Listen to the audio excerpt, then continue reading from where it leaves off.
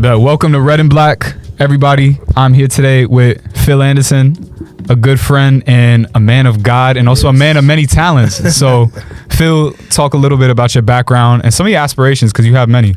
Well, thank you so much for having me on, Red. I really appreciate it. I don't know if I look over here. You can look at whoever. They in the room with us. Well, listen, I got to say thank you because you came on my show, and so thank you so much. So it's great to be interviewed because I'm never interviewed. Yeah. I'm always doing a talking. It's a good feeling to have it. Start off like, hey, y'all, it's Phil Friends.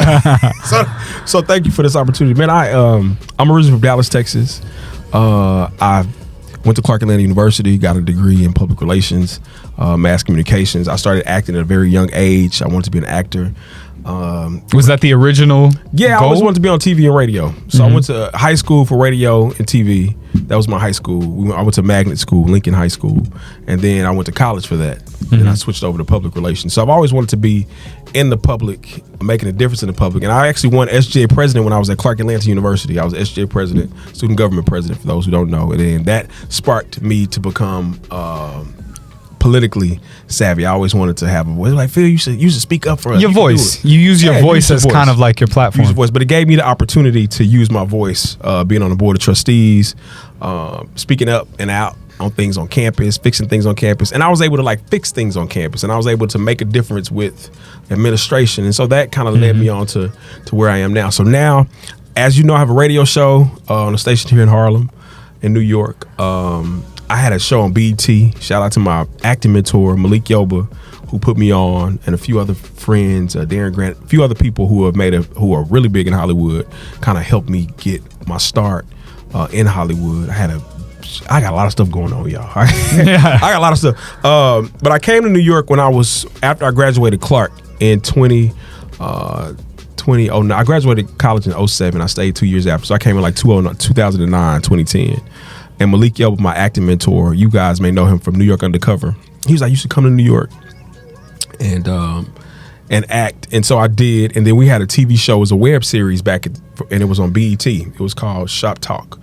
And I was the lead character. And so from then on, I had a lot of things going on. I was on Harry's Law, which is a show on NBC. I had a lot of things, here and there. And then I did a movie not too long ago. Did some background work, and I finally got an agent. So now I'm on agent track. That usually makes things a lot easier. Yeah. So everything, we were talking about this earlier. Everything happens for a reason. So I'm all over the place. But I think when you have talents and you have gifts, like the word says, to whom much is given, much is required. We have a responsibility to use our gifts, and it's all training ground. Everything's a training ground. I'm 40 now, just turned 40, and so everything is a lesson. It is, like you said before, we have to train and learn. So there are some things that I would do at your age that I won't do now. Some things that I like, okay, hold on now. So I'm learning and I'm growing. Sorry if I'm talking too much. No, good. This is your interview after all. It's funny because when you say who much is given, much is tested, it reminds me of the more you take on, you're going to get a lot more to deal with and to grapple with, especially when someone like you is trying to do a lot. People are multi-hyphenates these days, but you laid out some of the loftier goals that you have, and that is going to come with a lot of scrutiny, a lot of eyes on you, a lot of pressure and weight.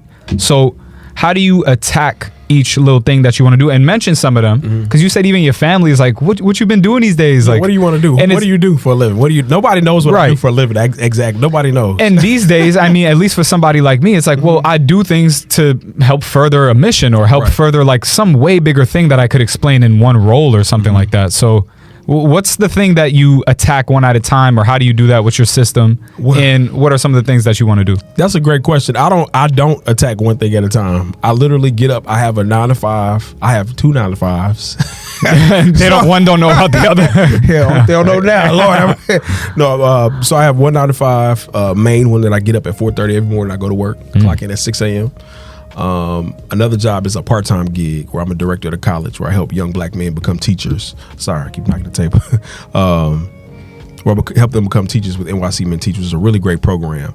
So that's a part-time gig. And then I have the radio show, which is really great. And then also I'm in theology school. So I'm at Union Theological Seminary, which is affiliated with Columbia University, where I'm getting my master's in divinity. So I have all of these things going on, but I think I'm still trying to figure it out. One of my friends told me, he said, well, I want to be an actor, right? So that's the whole thing. That's how I started off in New York. Right. But being an actor does not pay the bills. And when I first got to New York, when I was 22, 23, I was so broke. My parents were helping me. They still help me at this age. But I had to realize I have dreams, but my dreams have to, I got to get a job to pay. I got to eat, because I was real skinny back then. Man, I was so broke. I was so broke and hungry and eating dreams for dinner. Yeah, eating dreams, like for real. And when and it teaches you a hustle. New York teaches you how to hustle. Oh yeah. Like, I'm from Texas originally, Dallas, Texas. And this hustle that New York teaches you, nobody else. I have 3 jobs because I need 3 jobs. It's stack or starve. You got to stack or starve. And either we're going to get to the point to where we are making, you get that one job where it's totally, you can go to finance and you can make $275,000, $300,000. You'll be good. But if you have all these other dreams, what else can you do? Can you really? And I think that life is more about doing what you want to do, right, until you figure it out. I always ask people this question: if I gave you $300,000, not a salary job with $300,000, if I gave you $300K cash, what would you do with it? Right. It doesn't even sound like that much to some people, but it's like New York, it ain't really. What would you really do with it? If you don't have an answer for it, that's because you don't know what you want to do. So you out here worrying about money that you want to get, but you don't even know what you would do with it. Yeah, you would spend probably most of it and end up right back where you are, with a little more things materially to show for. So it's like, what do you really want to do? Do you have a cause? What is that cause about? Is it about people? What is kind of like your what's your spirit about, right? Is that driven by faith? Is it driven by the greater good, or like peace, or whatever it is? If it's not one of those things, like, usually it's not really worth your time. That's the way I see it. Like, obviously you need to pay the bills, but you gotta pay the bills. You gotta have something that's bigger than all of this, that is like the carrot, right? That's making you run on the treadmill. So for you, I'm sure there's some underlying fire that's driven by your faith. I mean, you're trying to make your life almost about your faith in the word. Absolutely. So tell us a little bit more about that, like your spiritual journey, how you got here, and also where you would like it to go. Well, so that's a great question, and I'm trying to dissect it all. My faith is very important to me. So I'm doing all of these things, but it's all leading me back to where I should be, is faith. My grandmother, when I was like 4 years old, she told me that I was going to be a preacher. She said because my ears stuck out from my side of my head. But people, how people can see things. I don't know what that means. What does that mean? I don't know. She's from Louisiana. I've been told that too. You've been told that too? Literally about the ears thing. I have no idea. She said his ears stick out from his head, so he's going to be a preacher. I don't know what that means. I'll never forget it, though. It was in 1989. Crazy. Shout out to my grandmother. She's still alive. And I told her this other day. It's just something that God will just put you on a path. Faith. It'll just take you back to where you need to be. But it's something burning inside of me to tell me to go to theology school. And everything that I've done, when I was in LA, I missed this part. I got a lot of stuff going on in my life. I lived in LA for 7 years trying to be an actor. But I worked at a homeless shelter while I was there. And it was like a church homeless shelter. It was called Union Rescue Mission. But there I learned about the homeless and the least of these. So while I'm trying to act, going through it, still broke in LA, it's still a faith journey. And it starts to make sense. It starts to make sense. Yeah. So I said, well, what can I do? So I'm come back to New York and I become a teacher. I got a lot of stuff going on. I'm telling you, I become a teacher. I was a teacher for like 4 or 5 years. But I learned that working with the homeless, that they missed something as children. And so the majority of them were Black and Latino people. So I said, well, let me go work with students to see if I can make a difference. And while I was doing it, I was mentoring too. It made a difference. Everything's starting to make sense. Right. So long story short, the faith, this part where I am now in theology school, it's like an icing on the cake. I had to go through all of that stuff, being broke, car getting broke. It was just so much stuff that I went through, Red. Like, you like, Lord, like so many people that are watching, they go through so many trials and tribulations. Like, how does this make sense? And what is the lesson for me? I'm so small at the time, in a big picture of it all. I'm not seeing the big picture. So the big picture is, so when I meet somebody like you, I can tell you, oh, this is what you need to do, or this is how you go here. Or like I was telling my homeboy today, he lost his job. I said, okay, this is what you got to do. You got to do this unemployment. You got to go here. You got to go here. And if you are low on your rent, go to the HPD place, and then they can help you out with rent. He's like, damn, how do you know all of that? I know it because I went through it. And sometimes we go through stuff so we can not only help ourselves, but we can help somebody else. And that's what faith is. This is a whole journey. I never understood the concept when they said, I'm sorry, I'm talking so much, but I never understood when they say, you got to enjoy the journey. Enjoy all the bullshit that's going on in between. You have to like, oh, well, this is why this is happening. Yeah, there's no meaning to anything unless you have these trials. The way I see it, we talked a little bit on your show, is your whole life is the trial, right? Every little trial adds up to one big trial, which is like living conscious life. And then on your final day, that's when you get to act it out, right? Like you're trying to build the kingdom, heaven on earth, by doing these acts and like going through the trials, having faith, being good, asking for forgiveness, all of that stuff. But that's not the real thing. The real thing is on the final day or like the afterlife. We don't know what that's like. We don't even know. You know, the Bible talks, and I cuss, so sorry, y'all. It's a real show. The Bible says, don't build up your treasures on earth, build them up for heaven. Right. We have no idea what happens after this. Exactly. We have no idea, but what I do on earth makes a difference in my life. Absolutely. And you can see people that walk with God. You can see how they talk, how they treat people. And we think it's all this button up church guy. And it's that's not it. It's the people who are helping the homeless. It's the people who are speaking life into little children. It's the people who are comforting those who are in need. It's those things. It's not I'm going to church every Sunday, because we know we go to the same church. We know it's some people in church that like, hold on now, are you saved? Are you really saved? Yeah, how far offshore are you? Right, that's a good point. How far offshore? And are you anchored? Right. Are you anchored? Yeah, because you could drift, but if you got the anchor, then it's like, that's part of your journey is Absolutely. the drift. So something that always leads me towards God is service and like being around the least of these and doing mission for them. Somebody recently was telling me about all their problems, and I know them pretty deeply, and I was like, you got to find God. Actually, this is the person who really brought me to God when I was young. Really? Very, very deeply. With stories, with bringing me to people in service. And I'm like, you got to find God. Yeah. And they were like, oh, well, I don't really know. There's not a church around me. There's like all these little things. I'm like, go find somebody to help. Right. Go pray, right? Like go for a walk and anything. You can find God in literally anything. You especially find it in others. Right. That's the way that I was saying to do is like, serve, go speak. Yeah. What did Jesus used to do? He used to wash the feet of people who needed it most, be with the lepers and whatnot.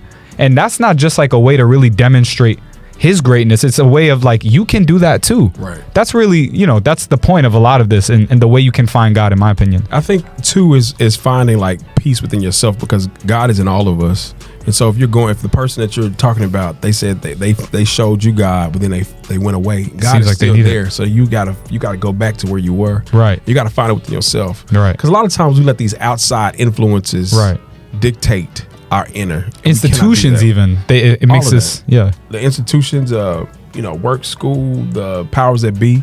It's so many things that could influence us, but we have to know that we're in the world, not of the world. I'm here just doing my assignment. right now I wake up and I say, I try to really focus. So I printed off, it's like 50 things that Jesus did on earth, and and 50 that he commanded us to do.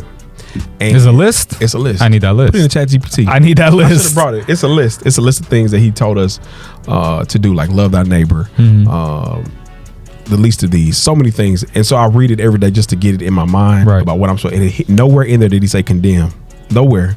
Out of all those commandments, he talked about love, everything. He didn't tell us to condemn anybody. That's not your place to do that. That's not your place. And so the church get caught up in that. But that person should go back to the center and say, you know what? And maybe somebody's watching. Let me figure out where God is. I need to find where he is. And I need him to come back and let the Holy Spirit really move. I think you can find God in the most simple things that are like good to you. Finding appreciation, like what is good to you in your life. How did you get there? Like really follow the paper trail. How did it get there? Right. You were probably blessed with something and you weren't able to really notice it, or you weren't appreciative enough. And I think the way that you maybe should live your life is like constantly trying to give back, not just by like praying or tithing, but serve people. The more you give, the more you receive. Yeah. The more you give, it's crazy. The more you receive. That's the song we sing. Just keep on giving. I don't know if you know that song, because he's really true.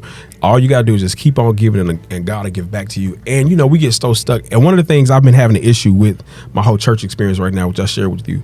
But I said, well, because I tithe, and so I said, okay, God, tell me what I need to do with my tithes. And he directed me what I need to do with my tithes. So, I may not, and tithes is just not money. It's about giving your time, your gifts, your talents, and your treasure. Right. So when you usher at church, that's a part of your tithes. Right. When you help the homeless, that's a part of your tithes. When this show that somebody's hearing who might get touched, that's a part of the tithes. So Any of those things help the kingdom of God. And people, and you know how you can help people if they see God in you. Like Red, listen to me. That person that your friend that you were talking about, he listened to me. That makes a difference. Oh, yeah. My homeboy told me last night, he called me last night, he just turned 40. I won't tell you who he is, but he was talking about suicides. And a lot of his friends were committing suicide at our age, at 40 years old. It's deep. We don't talk about men and mental health. That's deep. Men don't talk to each other.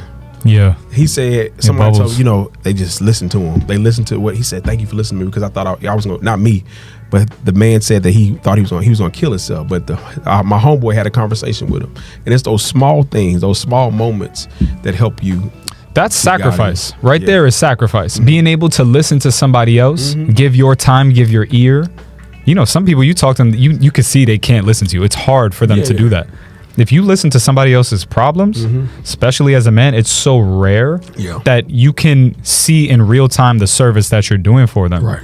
And I think that's where purpose really comes into play. You know, like as a man, like you go through so many stages where it feels like, okay, once I pass 25, like now life is serious, or like in my 30s, now it's serious. But it's like, as a man, like your whole life is a long journey. Life, And so don't add a wife, kids, or whatever you do. That compacts everything onto everything else. So it's a whole and then even once the kids are older, it's like, okay, well now you're back on your own again. You know, you gotta put them in college. It's a whole, you know, it's a lot of stuff you gotta deal with, you know. So and it's so like your friend who, you know, just turned 40 and whatnot, that's something where it's like he's going to be able to now have the option of purpose, of pursuing something bigger, or like there's going to be some sort of change in his life, or stay exactly the same. And ultimately that's a lot of what people do. But what we are more in the vein of is finding purposeful things to do. And you know, a lot of that purpose comes from faith and whatnot. And a lot of times just living too. Like the old lady at church growing up, she was like, just keep on living. Like, I don't feel like my life is so, people are like, oh, you're so inspiring and I want to do this. And I'm like, I'm just living. Like, it's not, I don't literally like, oh, I want to do this. I'm trying to be like Malcolm X, or I'm trying to, that's literally not my, like, God, like, this is what I want to do. I'm focused on it. You know, and I just, you find like the specific things to work on. I like, just that feels real good. Like, I want to be an actor. I'm gonna do it. I wrote 2 children's books that's about to come out. I'll give them to you. Right, I saw your listing. So, so I put, and I have it, and I've been sitting on them for like 2 years, and I finally sent them to the publisher to get them. But they're talking about God and helping kids believe. Like, get that done. You got an idea, just do it. Yeah, it doesn't matter. Tell us about this book. Like the process of writing, I'm really into. I mean, I'm a writer as well. So the process of developing the book, the idea, but also the message behind it, why you see it valuable to write a children's book. Yeah. You know, talk a little bit about that. Thank you for asking that. And the books, you know, actually the books are online right now on Amazon. Can I plug that? It's, absolutely. Philly Believes. I'll link to them. Philly Believes and Philly, P-H-I-L-L, Philly Goes to Church, Philly, why? Philly Goes to Church and Philly Believes. My friend Candid Taylor came on my show, and she's a children's book author, best-selling children's book. She was like, you should write a children's book. She was like, you're so inspiring. Again, you know, this is a homegirl I knew in college. She has all these great books, won all these awards. And I said, oh, should I? Okay. I'm not thinking anything of it. So I was substituting for a kindergarten class one day, randomly. I got all these jobs. So I was subbing in the kindergarten class, and I just started writing a book out of nowhere. I just started writing a book. While you in class? While I was in the class. While the kid, I think they were taking a nap. That's the inspiration, though. Like, kids are so inspiring. I don't know what made. I think what it was, I had did a movie with Malik Yoba, and the kids are watching, and I was a dad on the show, and the little boy was on the TV show. He was like on a Channel 13 PBS, and I was like, oh, this so I just started writing a book in the class where the kids were asleep, and it just. And I got on Fiverr, found a person to do the animation or whatever, and it turned out really well. And I did 2 of them. I said, let me do 2. And so that is going to morph into like a Reading Rainbow for kids, but it's going to be just an inspirational thing, or it's, you know, with church. It's a whole thing. Whatever idea you got, if you give it to God and say, hey, God, I got this idea. I think it'd be great. Can you help me with it? He's like, oh, okay, cool. Let's do it. Bless you crazy. No, he will. He'll open up the window. He'll just pour out. But you got to do your part with God too. And all you got to do is believe. You got to believe. You got to believe. But you can. It's more. I think it's more to that. You have to actually act. Yeah, of course. You have to like you join the church and you ushering.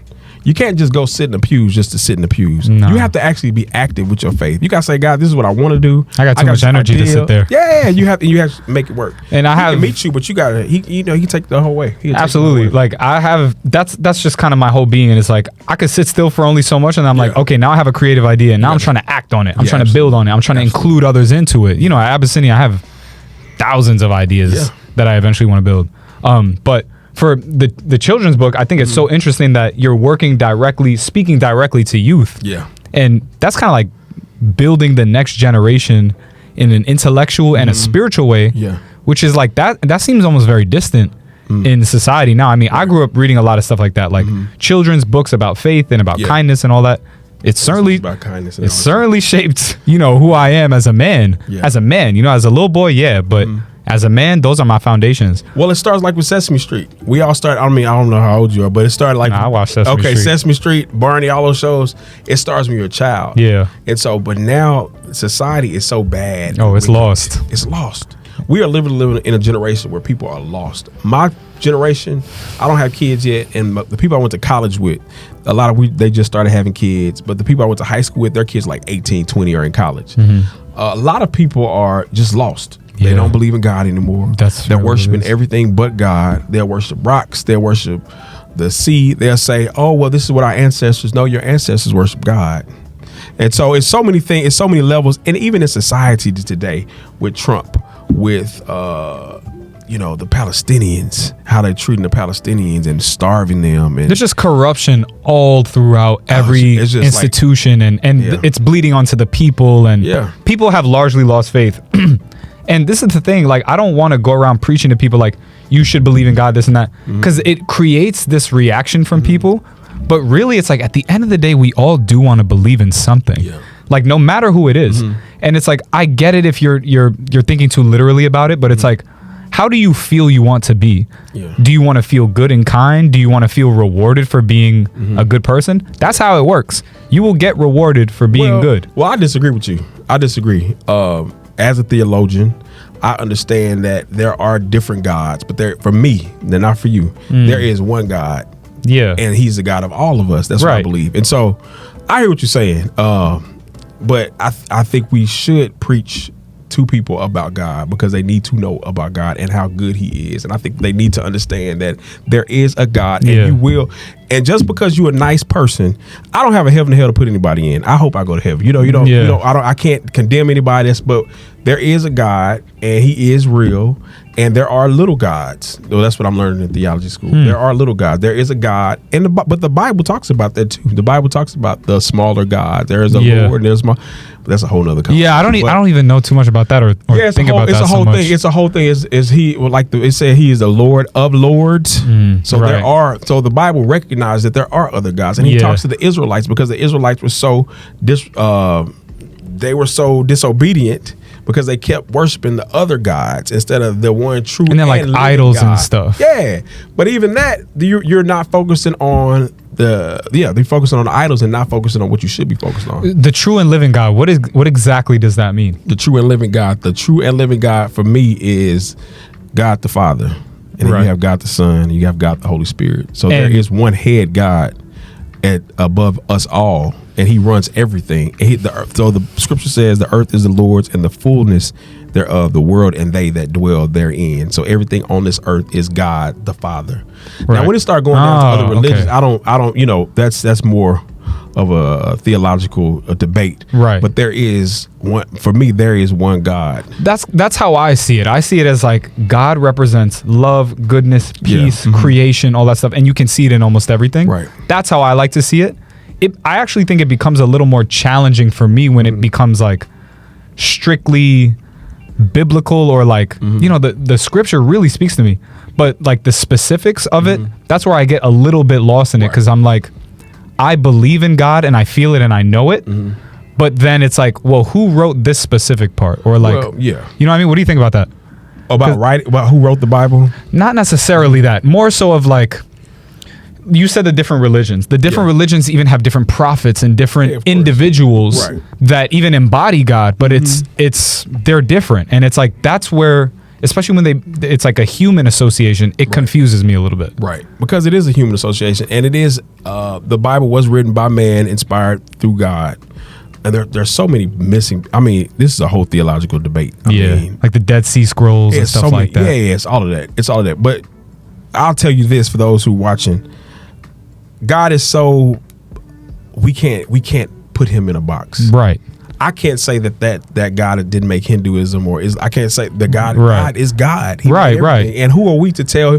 The Bible says our ways are not his ways, our thoughts are not his thoughts. Right. But I do think it's something to not worshiping God because you're a good person. I'm a good person, but I don't believe in God. To me, that's a problem. You need to worship God. Because who do you really serve? Who are you serving? Right. And what are you? And you think, it's such a theological debate. I don't want to get into it because I'm not there yet. Those people are a little lower on my list because I'm like, all right, you got the harder parts checked off, but you are still kind of serving yourself at the end of the day. So we're going to get back to you. You know what I mean? Yourself. That's a good point. You're serving yourself. Right. That's what you're serving yourself. And there's some people who are serving themselves and they're evil or they're misguided. And it's like, we got to talk first. You know what I mean? And those are the people who sometimes have the quickest turnaround. Like they get introduced to faith and it's like, okay, I got it. Like, yeah, because they're running out of time. Yeah. Well, we are running out of time, to be honest with you.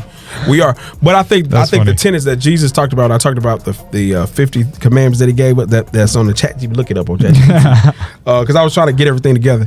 But those things he doesn't condemn us. So, but he does say love God. Put God first is what he tells us. And Jesus, that's a part of his commandments to us. When you say the true and living God, it's funny because I grew up in New York and I grew up firmly in hip hop culture and my parents and all of that, and they believed in God and stuff like that. 5%ers, those people. I was just going to ask you about that. That's what I'm asking about. It's like that's their philosophy is that the black man is the true and living God, and then the black woman is Earth's. Like they kind of represent like creation and physicality and stuff like that. I really identify with that. I do too. Right, so it's kind of like there isn't a white person in the Bible. Can I be real with this show? Yeah, no, you could be very real. It's called Red and Black. It is the entire Bible is black. I mean, white people as in existence are very recent. So there we go. That's like, so why that's would you show up then? But here's the thing: the only white person in the Bible that we do know of, and I'm not a super theologian. I'm still in divinity school, y'all. But I knew this growing up was Moses' wife.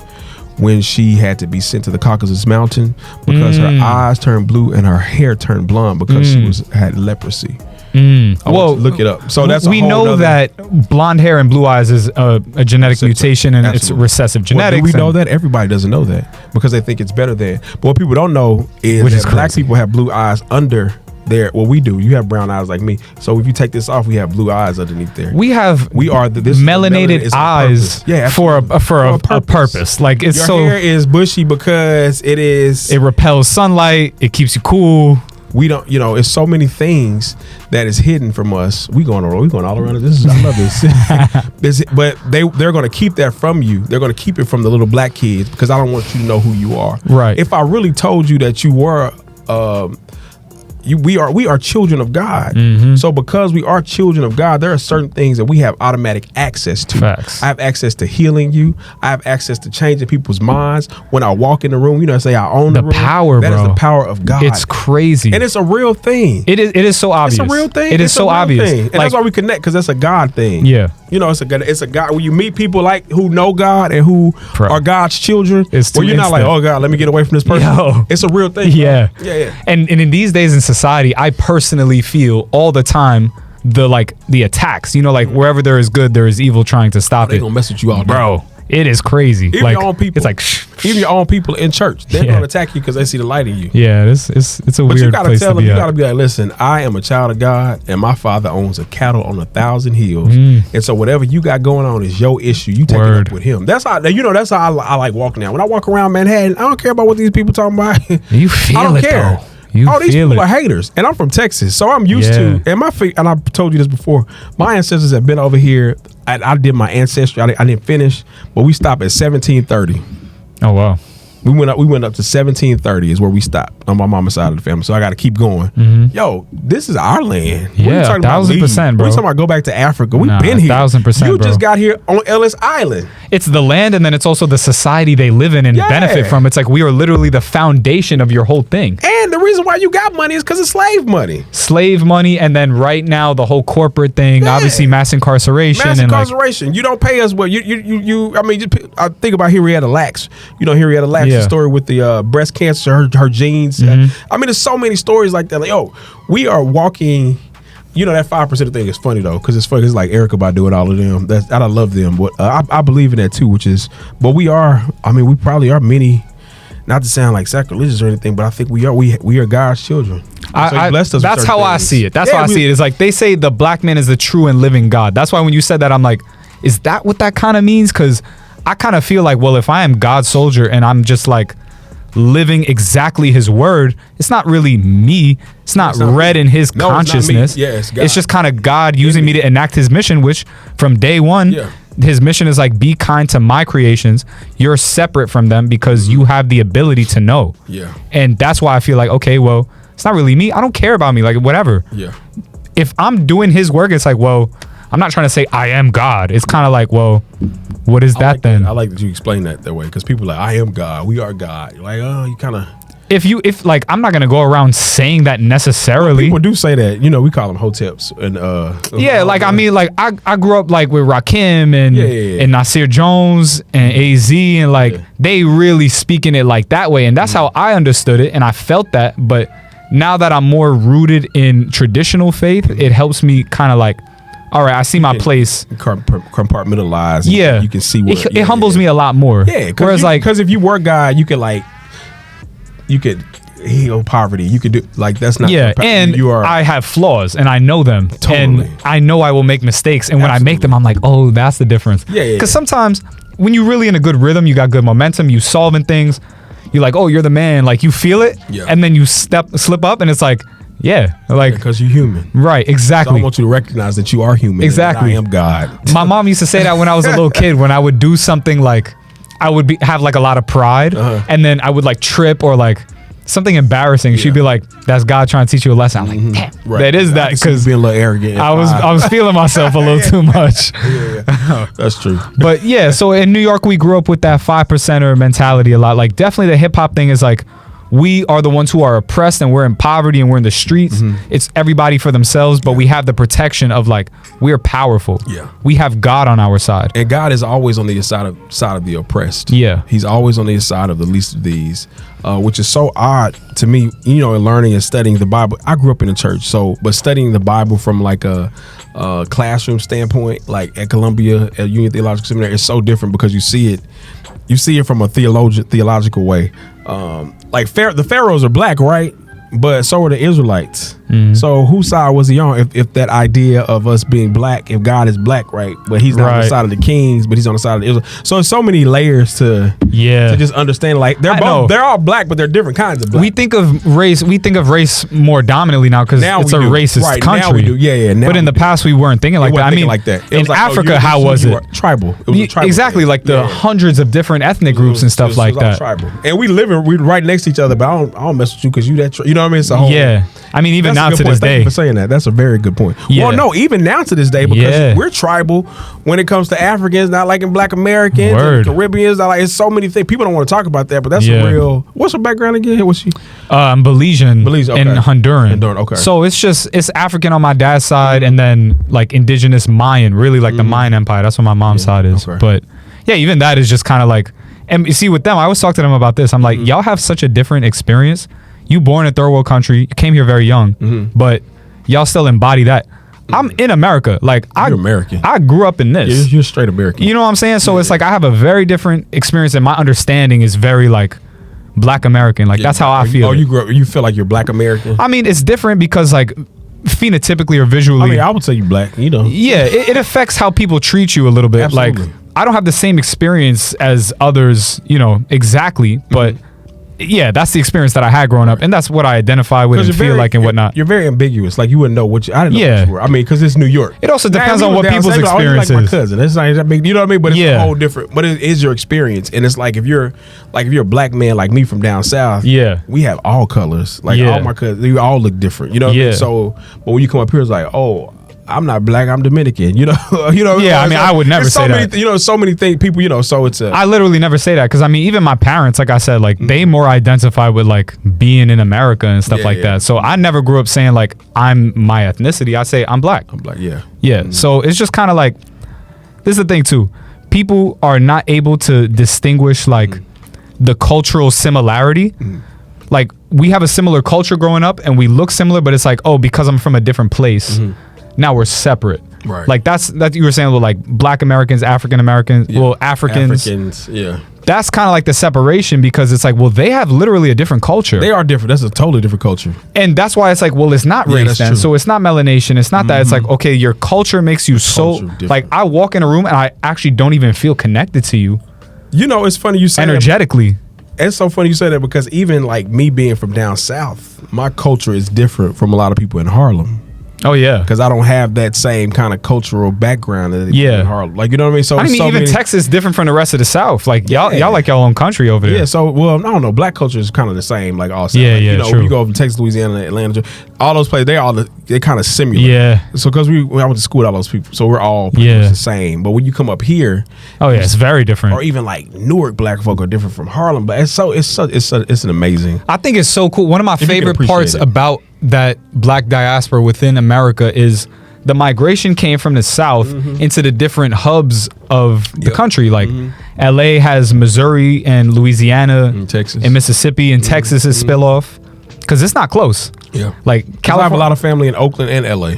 Right, Oakland too, and then Chicago has Memphis and St. Louis, Mississippi, Chicago, straight up there, and then Georgia and Florida is largely the Carolinas, and then New York. And then Carolinas, it's a lot of people from Carolinas. Carolinas and New York is the direct line. Yeah, like it really is. It's crazy how that works, bro. Country bumpkins, but it's wild. And then like even in Harlem, like you don't hear the Harlem accent as much anymore, but that was very much a thing. It was a thing. It still is a thing. You hear it a little bit with the older folk, but even now it's kind of like, man, but that's it's so hard to recognize because the accent thing is different. Like the New York, because I didn't realize, because I'm thinking all New Yorkers sound the same. No, they don't. Bronx, no, Harlem, Brooklyn, bro, it's so different. It's so everybody's it's the so way different. we speak and stuff too. Like, I mean, I very much have like a Manhattan sort of way of speaking. Like, I speak with the slang and stuff, but it's like faster and it's like very animated. You speak like Alicia Keys because you're from. No, Alicia Keys speaks super slow and low. Like, I don't really. She from Manhattan Plaza. You know, like she from Hell's Kitchen, but she from Manhattan Plaza. It's an artist. It's artist housing. Okay. That's like Mitchell Lama enabled, so it's like affordable artist housing. You have to be an artist to be in there. Opera singer, something like that. She has like a musical background and stuff like that. Okay. And Timothy Chalamet is from there. Okay. Samuel Jackson lived in there. Okay. Seinfeld is based off of this place. So it is in Hell's Kitchen, but it's very separate. It's a different lifestyle. You know, it's like you got the doorman, but you got security. You got to take me over there one day. It's in Hell's Kitchen, but it's like we always refer to them as like Plaza Kids, or like, you know, they felt separate from Hell's Kitchen too. Recently, it's been a little more integrated, which is fine. But it's like, you know, growing up, it did not feel like they are Hell's Kitchen kids. Hell's Kitchen is like in the 40s and 50s on 10th Avenue, and like Hell's Kitchen is a little bit of the hood. Like, so where the restaurant? Manhattan Plaza is not that. What the restaurant? You know, it's like right. Restaurant Row. Yeah, is that Hell's Kitchen? Yeah, that's where that Empanada Mama. Oh, that's 9th Avenue. Yeah, that's like on 9th and like 53rd. Yeah, it is. Kitchen? Okay. That's like 9th Avenue though. There's not too many people that live up there. We mostly on 10th Avenue and West. Okay. Yeah, that's where it's all residential, all walk-ups. I don't think I walked over there before. It's really just residential. And then this is Hell's Kitchen too, right? The studio where we already. Yeah, this is like old school Hell's Kitchen. This is a gentrified Hell's Kitchen. I'm like, dang, look at all these. This is they call it Hudson Yards now, which is like. I gotta go to that Suit Supply store over there. That's not a neighborhood. Hudson Yards not a neighborhood. There's no people there. Like no people. Yeah, it's not a real neighborhood. But that's the difference in New York is the neighborhood. Like these glass buildings. They're not neighborhoods. There's so many of them over here, and this whole area is the Hudson Yard. I mean, if you guys know the studio, it's a whole new area. But I was saying that here, it's not a neighborhood. No, there's no people here. There's no identity and culture. Hell's Kitchen is deep. I saw one little old school kind of building. I was like, oh, this is where people probably used to live years ago. That's the old school Hell's Kitchen. Hell's Kitchen started from the bottom, so it's 34th Street up to the 59th Street border. I'm right in the middle. I'm on 45th, and most of the people I know is from the 40s and 50s. And then a little further west is more of like we call them Clinton kids. Because we split the neighborhood up by parks. So my park is 46 because on 46th Street. There's 47th, 48th, and it's Clinton, which is further up. Clinton has a lot more of the projects around there. It's a lot more of like it's Hell's Kitchen, but they had their own little like thing. Hell's Kitchen is a big neighborhood. It is huge, yeah. So you know that's why I said the Plaza Kids was more of like y'all are on 43rd Street, like 42nd Street. Y'all are the Broadway glitz and glamour little theater kids. Y'all parents got money and stuff. We was cool with some of them, but you know, some of my best friends was from there. But They're very separate. Okay. So Hey, they gonna see that. They were like, we separate, bro. oh, they tell you that they had their own little gang and whatnot. Okay. They have kids got the MP. MP. Okay, MP. Nah, for real. That's what I'm saying. This neighborhood is so large and so diverse that we have all the little splits Okay. between it, and the culture is so deep. The culture is so rich with the restaurants. You got the Broadway. You got the parks. Like I was saying, that's where I really like. Yeah. My part of the neighborhood was through the parks. Okay. We was all outside. Like That's good to know. I've never really hung out. Well, I have in the restaurant areas. Like it was a Thai restaurant over here, and then we go to Empanada. This one I used to party and stuff. My homeboys used to go over here. But other than that, no, I haven't really partied in or hung out in Hell's Kitchen. So you got to tell me some spots over here. So yeah. It was a lot different, like when I was growing up and stuff. Now, like you said, it's gentrified. A lot of people moved out. Well, New York is different. New York is different from when I moved here in 2009. So oh yeah, that's around when it really started changing. It's so different, man. It's not what it used to be. The biggest it's a bunch change, of like hippie. It's like white Midwesterners. That's oh what I yeah, feel like it is. It's the last 2 years has been crazy. It's very white. Me and my friends were talking today about Manhattan. Harlem, and she was talking about her son, and they went to a play date. Well, not play date, soccer in the park or whatever. Anyway, long story short, it was in Harlem. It was like in Harlem. But she went to the soccer field. There was no black people there. It was no Latino crazy. people. It was in Harlem is crazy. Harlem. Yeah, that's wild. So it just tells that that's brand new though. Like I remember there used to be jokes like, say on Facebook or something like that. Someone take a picture of somebody like a white person on the train past 96th Street. Yeah, of course. It would now be they like, stay on. it would be like, yo, look at that. Like that's crazy. Yeah. Now it's like, yo, they be having tours. Bro, I mean, you see Abyssinian. Yeah, the tours are cool. The tours that I'm not issue with the tour. The tours are fine. It's been blowing up though, and now they in the Bronx, and now it's like, yo, the Bronx it's tours. crazy, who bro. the hell is going to the Bronx? No offense, my homeboys live in the Bronx. I'm like, who the hell? They really tour. That's like, what I'm saying they though. tour like the hood Bronx. So see, like they like the early colonizers. Like that's kind of exactly how it works, bro. Like, yo, I'm gonna get on my Columbus shit. We're gonna go over there and figure out how to. Got the flag and everything. We gonna report back to the motherland. Areas, they just gotta clean them up. Exactly. It's not like Harlem. Nice, but they have to be the first ones to say like, oh, it's okay, it's safe, guys. Now come in. Kind of like I used to live in Brooklyn. What was the name of it? It was off the G train. But they would say like Greenpoint. No, not Greenpoint. Williamsburg. That whole area. It was Bed-Stuy, but it was off of Green. It was right off the G train. Yeah, it's Bed-Stuy. It's just like a different area. I forget what they call it. It was like G line, G Ghost Train or something. They was like, Phil, you don't want to live on a G line. This was in 2009, and I said, yo, it was like 15 white people who got off the train. And he was like, for real? I was like, yeah. I was like, I think the neighborhood's okay. Then I got robbed. Then I was like, okay. But it's now, just so empty over there. Oh, now it's now I don't even know. No, now it's popping. But Yeah. it was Bed-Stuy. Yeah. It was right there by Marcy, not too far from Marcy Project. So it was not right. Okay. Yeah, the other side by it was like a Home Depot over there off G-Train. But anyway, it's a better neighborhood now than what it was. Yeah, no, New York has changed so substantially because the people have basically switched. I mean, you could see the amount of black Americans, of young black Americans who have left New York. Like, I mean, that's the biggest New York switch. It's just not it's not giving New York anymore. No. I hate to say that about your hometown. It's soulless and corporate. I'll be the first one to tell you that. It's very corporate. It got sold out. It got sold out. And even Harlem is getting sold out by the people we put in office. Badly. We'll talk about that later. Badly. But they selling out after we done went to bat for these people who... It's not about the people anymore. Like these Harlem politicians and like... They suck. Dude, they suck. We got some really good ones. In the Bronx, it's a really good Riley Kevin Wright. He's a really good guy up there. But it's other people that's selling out Harlem left to right, and it's the saddest thing for people to ride for you because you was for the hood. But we realize when you get around money and you get around certain people, you switch. Yeah, that's not good. That's a character. Their eyes get wide and they start to see things further ahead, and they might still have the mission in the back of their head, but they don't act on it. Their mission is money. Yeah, I'm giving them the benefit of the doubt for some reason. Yeah, you are. Yeah, I mean, you're a good person. That's probably why. It's hard for me not to do that. You realize, no, when you're an adult, when you're past the age, I say 40, you know, your morals kick in. You know right from wrong. You know you're doing this, and you don't give a damn about anybody else. Yeah, right. At 25, 26, 28, whatever, he's like, oh, okay, we're gonna work. They got a good person. No, at 40 years old, at this point in my life, it is a choice. Either I'm gonna do right or I'm gonna do wrong. Either I'm gonna screw these people over in Harlem, or I'm gonna take this check and I'm gonna say F them, because that's what they do. They do know better, and they're intelligent people. Better. It's not. This is not a rocket science quiz. Either do right or you do wrong. People choose to do wrong, but they're gonna pay too for it. So oof, that's what they're building that 3. I don't know if you saw.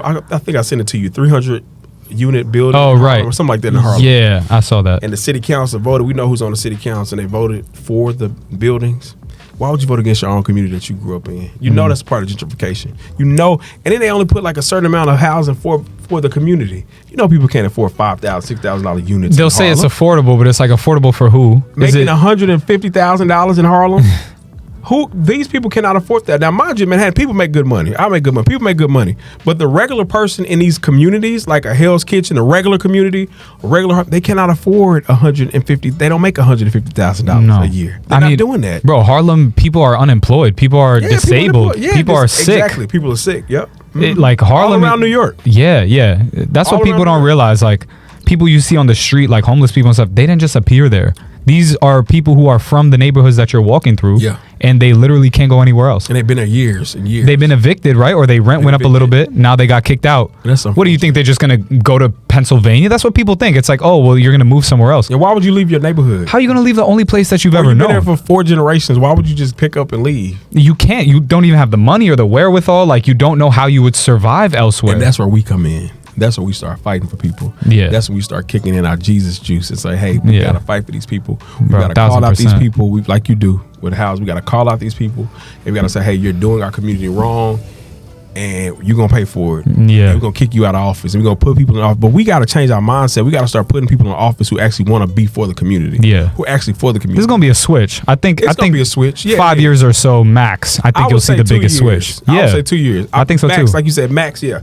I think it's going to be a switch. People are starting to wake up. We got to wake up. People going to wake up, and then these people are not going to be rewarded anymore for doing that. Like you said, they're going to pay. When I hear that, I think they're going to face judgment from God. That's how I hear it. It's like, you will have your day. It's not going to be on your last day necessarily. Like, it could just be now. Yeah. It's going to be now. I mean, because people tired of it, bro. People are tired. People can't afford anything. Word. People can't.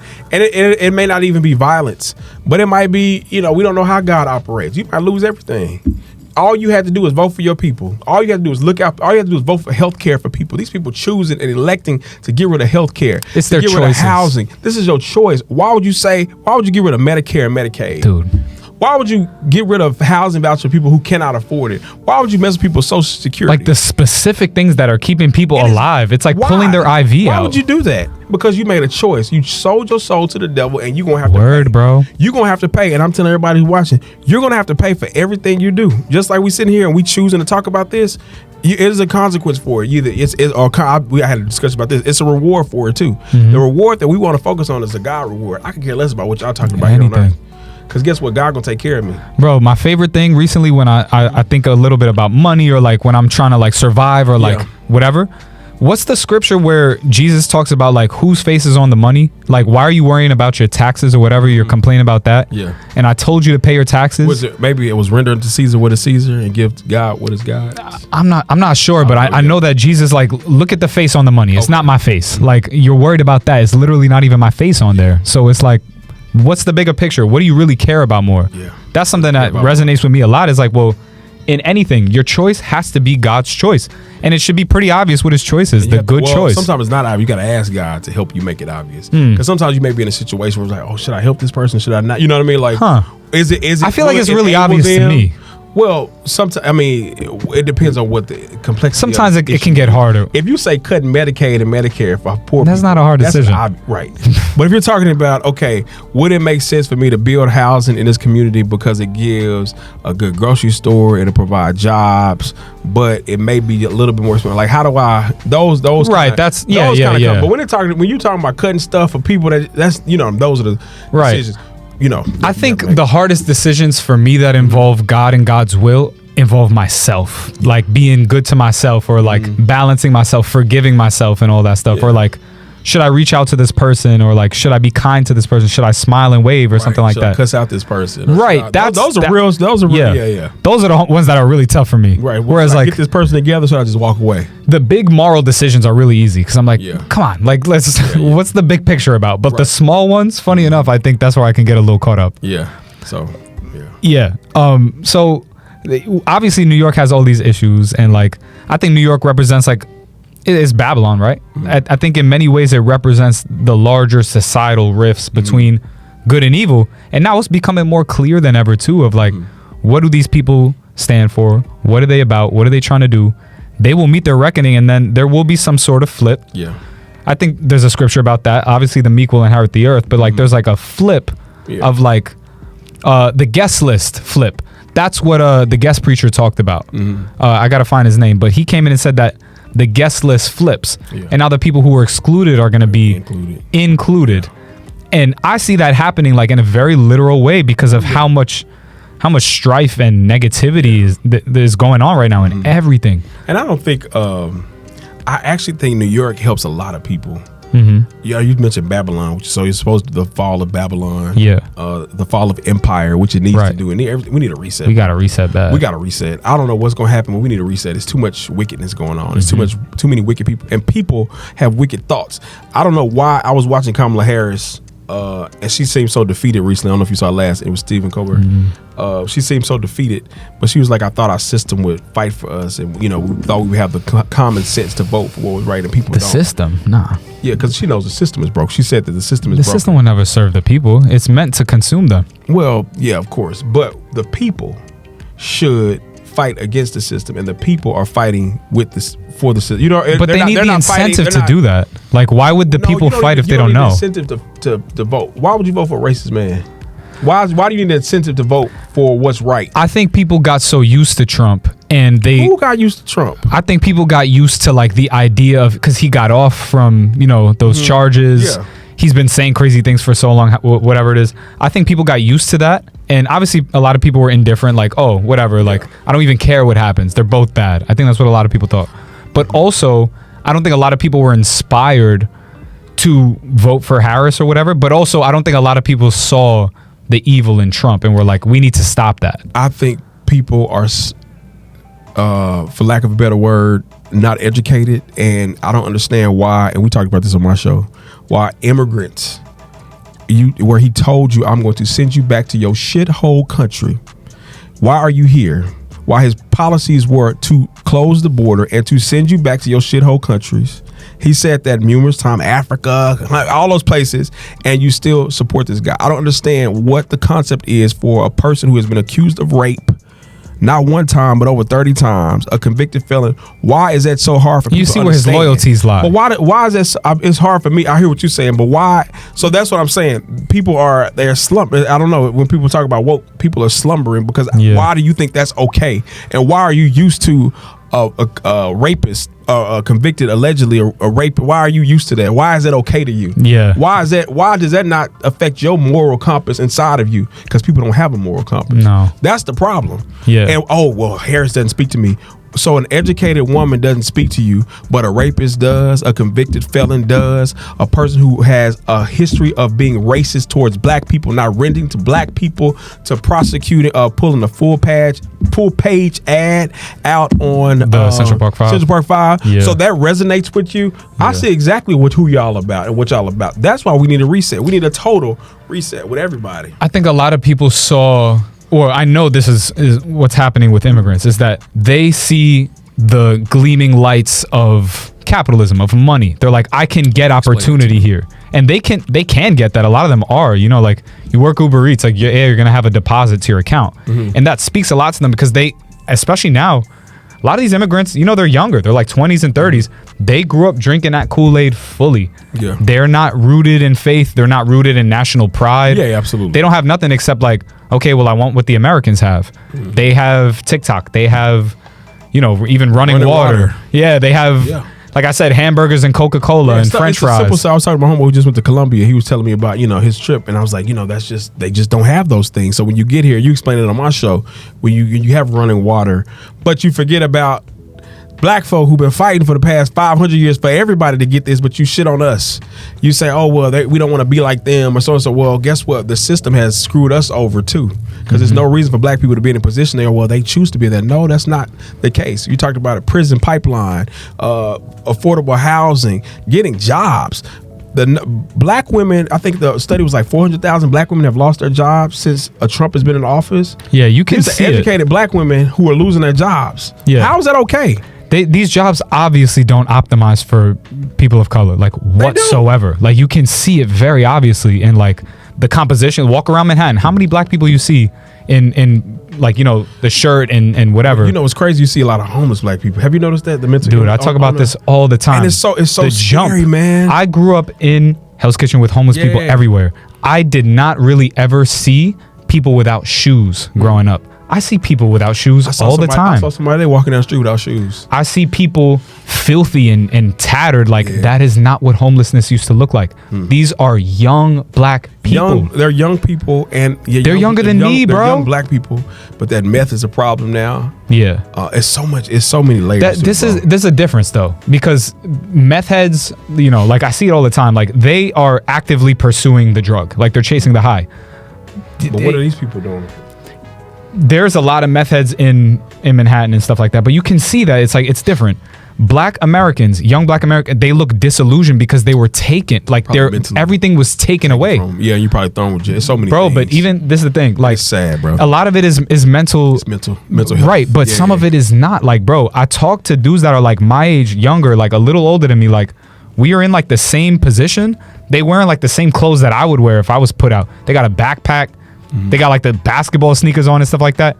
We'll just be talking, having a regular conversation. I'm like, where are you from and stuff? They'll be like Brooklyn, whatever. And I'm like, damn, like he's not unstable like that. Like, maybe he hasn't had a home for months or a couple weeks, but this is a normal person.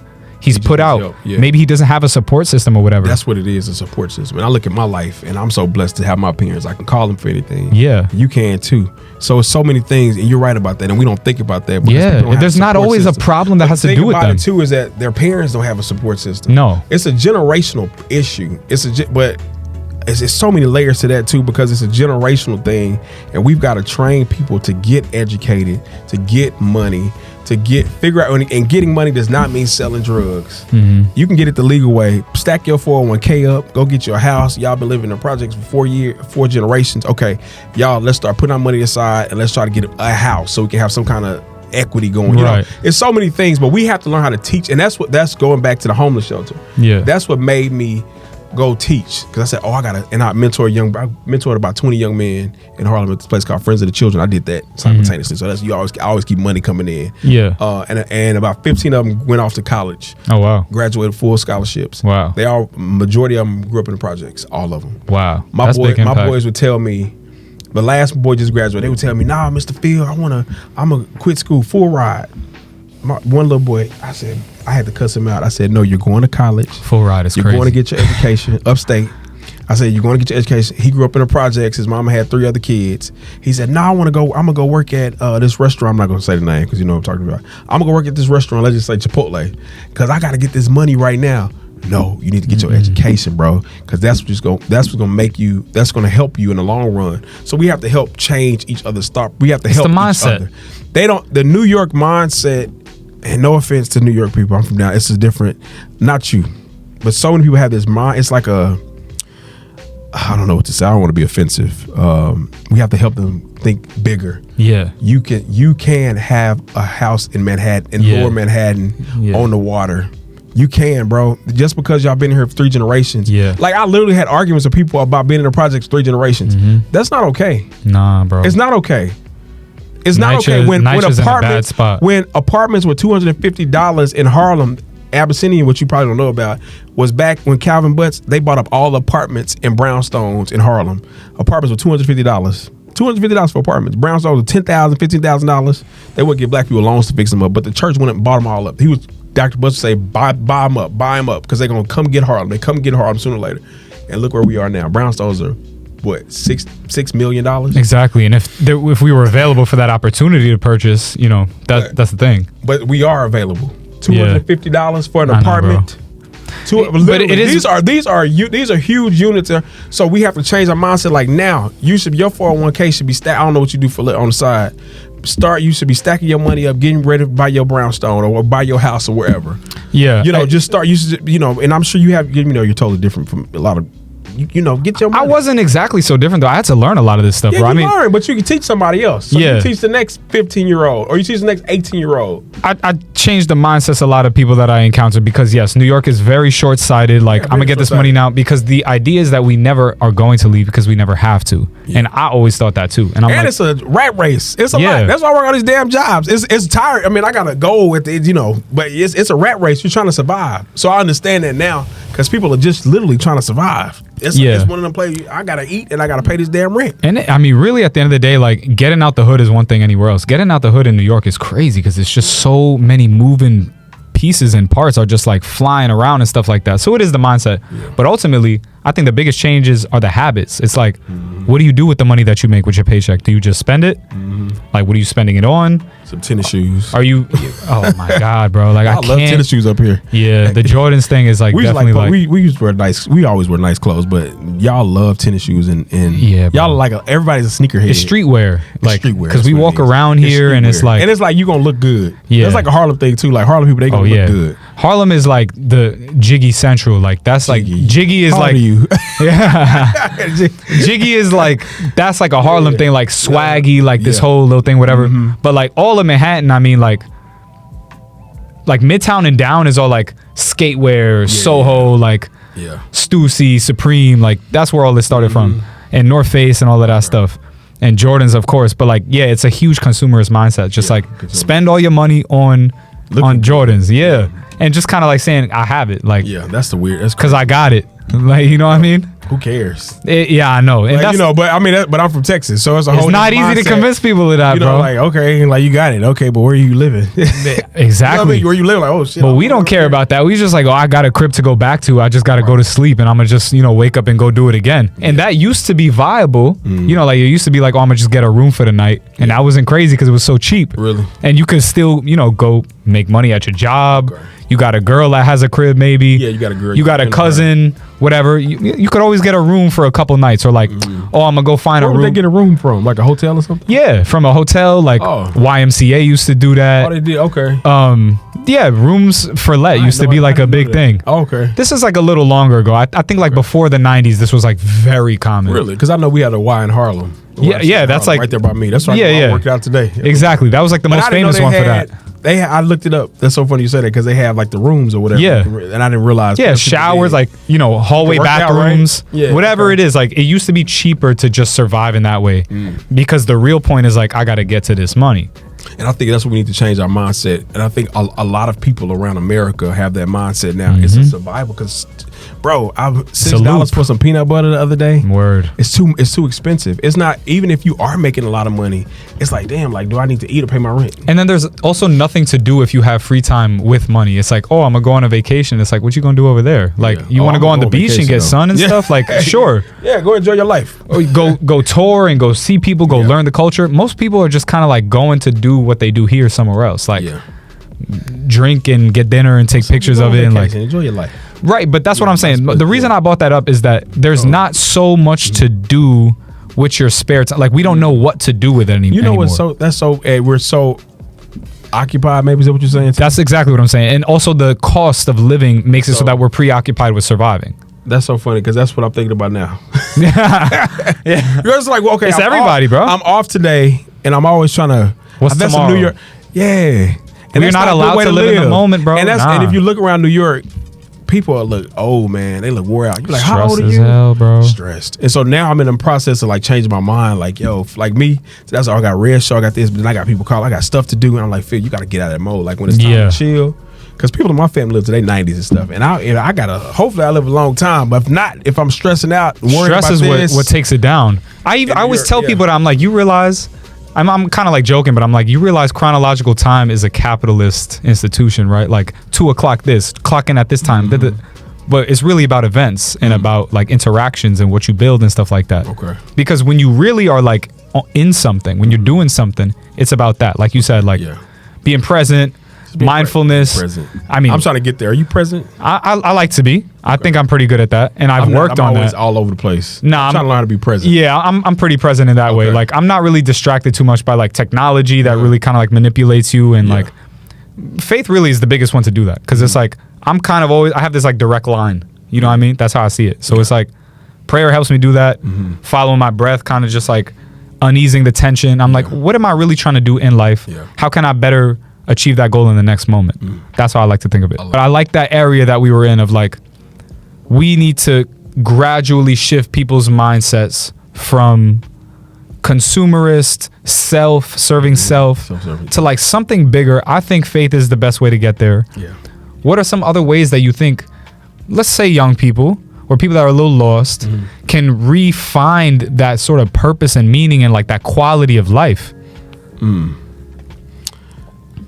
Just, that's a tough question. Young people, I would say be in the moment, like we just said, and just enjoy the moment with God for young folk, because it goes by so fast. Man, I'm 40, bro. I was just like 5 years old the other day. So, you know what I mean? So me and my homeboys, we sit around like, yo, we 40 now. Like, this is crazy. Like, this is like literally like in my fraternity, I'm an alpha.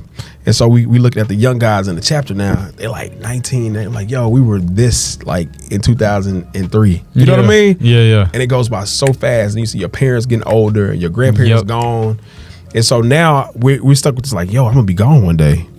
What am I doing that's important? Right. What am I doing that's important? That's not about me. I think a lot of people are driven to that sort of legacy building through family as well. But I think a lot of people are not having family as much. Yeah, because I ain't got no kids. I ain't married. I ain't even dating because I'm so caught up in the rat race of. But I think that's a good step too. If you can find somebody to be happy with and enjoy your life, that's a good. Everything is so restricted. Tell me what you think about this. You mentioned a little earlier actually. Like everything's kind of like a test. I see life, and specifically my life, as a lot of resistance training. It's like you in the gym all the time. It's like I'm lifting these heavy weights, but aren't weights supposed to be so that you can lift something heavy in real life? Like I feel like I'm always in the gym. Dating has these sort of like, there's the gender wars and like people after COVID are not as social. Within, like let's say the workspace, there's more challenges there. There's obviously the resistance of like a racist country. Like from every angle, there's something. Right. I always feel like I'm under that sort of burden, that pressure, and I don't get to really live that out. How do you feel about that? Like, do you feel these sort of like resistances in every corner? Even with family, it's like people don't want that as much. Even literally fertility rates are lower. So it's like from every angle, there's more challenges to the things that really matter.